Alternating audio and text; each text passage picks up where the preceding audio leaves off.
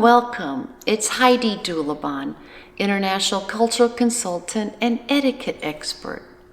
I'm so happy you're with me today because we're going to talk about a serious subject, funeral etiquette. Yes, there is etiquette involved with funerals, and in my opinion, I can sum it up in 2 words: solemn respect. You know, we have been burying our dead, celebrating their lives for thousands and thousands of years, millennia. Archaeologists have found that Neanderthal man, they would bury their dead alongside the deceased person's favorite tools. The ancient Romans had funerals. Statesmen, close friends, family delivered brilliant eulogies. To funerals, the ancient Romans, instead of the normal white toga that they wore normally, to funerals they wore something called a toga pulla, which is a black toga. In Queen Victoria's day, widows would wear black for a year after the death of their spouse. Their notepaper even had black border on it that they would use for at least a year or more. During Queen Victoria's reign, a very popular duke died. She chose to wear black to his funeral. She was not the widow. And that sort of caught on in the Western world, an old nod to the Roman times, and black or dark colors became a sign of respect to wear to funerals.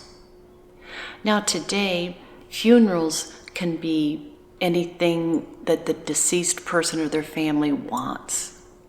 You know, funerals should be absolutely judgment-free. Funerals are very different. They've across many religions, cultures, geographical areas. Things are done differently, but they're always done with respect for the person who has died. So if you're in the Western world and someone that you cared about has died, you've heard about it, perhaps an announcement in the paper, or these days social media, or you received a phone call. If you knew this person, a great sign of respect is to attend the funeral, if there is one. Funerals, traditional funerals, people arrived in dark colors. Today, sometimes in the death announcement, it might be that the funeral, the person who died's favorite color was pink, and everyone's going to wear pink to celebrate this person. And then participate without judgment. This is a time to show respect for a life lived. The ancient Romans, in their eulogies, they would tell of all the wonderful accomplishments and the qualities and the character of the person who is deceased, much as we do today. The ancient Romans did that to honor the deceased person, but also to inspire the next generation. You know, we should live our lives that when someone is delivering a talk, a eulogy at our funeral, that we have left behind some kind of legacy, that words will be inspiring to someone else. That's something that we can aspire to leave behind an inspired life.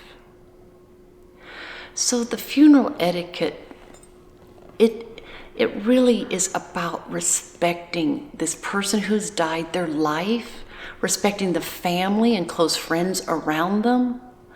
You know, a lot of us don't know what to say.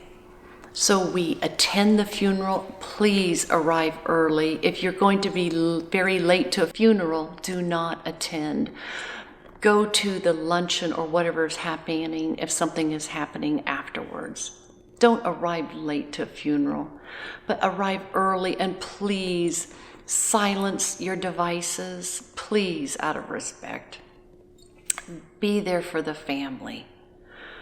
Be there for respect for the person who's died, and and be genuine and authentic.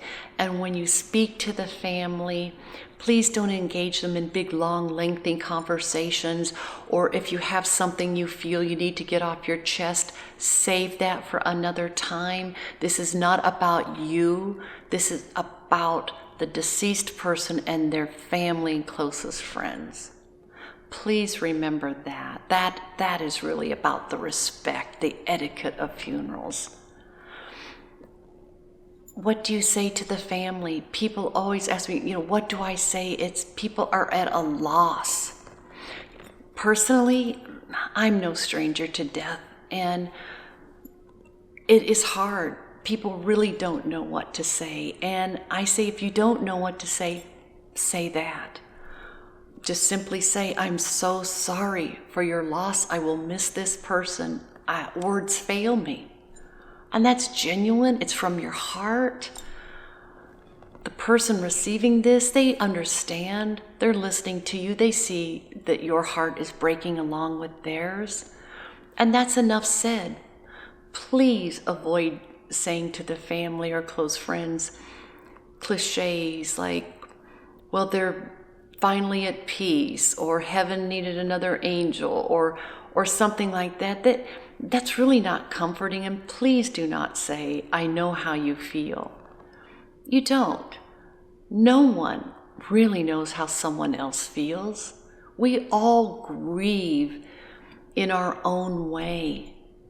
It's very personal grief. And please, please don't compare grief. You've lost someone, and I'm so sorry for you, but please, you cannot compare your grief with the person that has just lost someone and we're at their funeral. Please, you just cannot compare grief. So be respectful at the funeral. Be respectful for what you say. And if you are the family of the deceased person and someone slips up and they say something that's inappropriate, if you can find the generosity, if you can muster that in this moment of such deep grief, please accept the intent. Sometimes people do slip up. They are nervous. They really don't know what to say. And sometimes they say really inappropriate things. So if you can, take it in the spirit in which it was given, that they're sorry for your loss and they just did not know how to put it. It's very difficult. But we all have good intentions. It's just sometimes hard for us to verbalize it. So funeral etiquette is about honoring the person who's lost their lives and being there for the family and meaning it. Check up on them after the funeral. Just maybe drop off some food. Take them a month or two later when sort of things die down and that person is there with the void of the deceased person. Reach out to them. That's when they really need you. So I hope this helps a little bit. It's as the Brits say, it's funerals are giving a send-off. We're sending this loved one off. Ancient Rome, there was a very famous poet named Catullus, and Catullus delivered the eulogy at his brother's funeral. And he said, Awa adqua wali, and that meant hail and farewell. Hail and farewell is still used in the military today, greeting those arriving and saluting those leaving. So, to all of you, please be respectful, and as I always say, please be kind. Thank you.